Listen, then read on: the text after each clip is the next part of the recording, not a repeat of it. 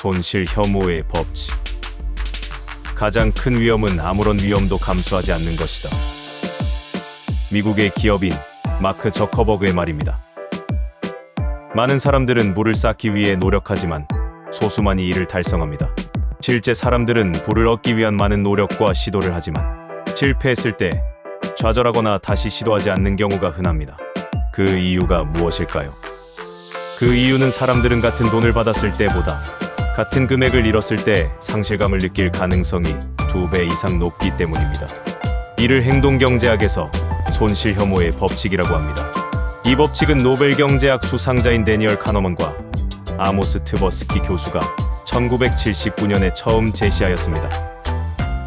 그들은 실험을 통해 사람들이 위험을 감수하는 방식에 대해 설명했습니다. 예를 들어 100달러를 잃는 것이 100달러를 얻는 것보다 더 큰 감정적 반응을 일으킨다는 것이죠.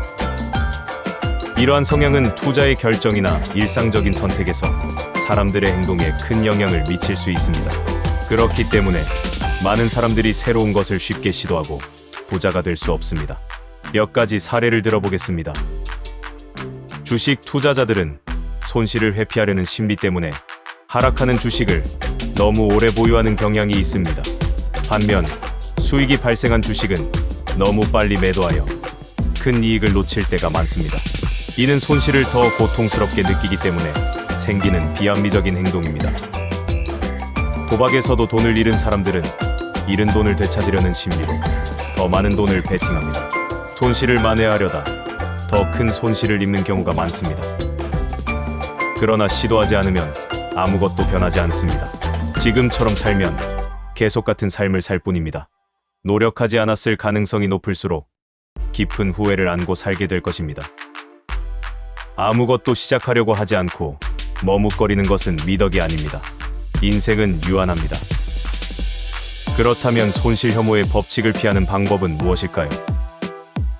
1. 장기적인 관점에서 의사결정하기. 단기적인 손실에 집중하기보다 장기적인 목표를 고려해야 합니다.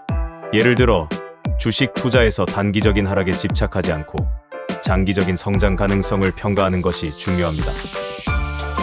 2. 손실을 객관적으로 평가하기.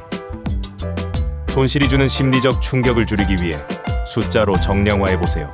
예를 들어 이 투자로 10% 손실을 보면 안 돼 라고 생각하는 대신 이 투자에서 10% 손실을 보더라도 장기적으로 50% 성장할 가능성이 있다는 식으로 사고해야 합니다. 3. 감정보다 데이터 기반으로 판단하기. 손실을 피하려는 감정적인 반응보다는 데이터를 기반으로 의사결정을 내리세요.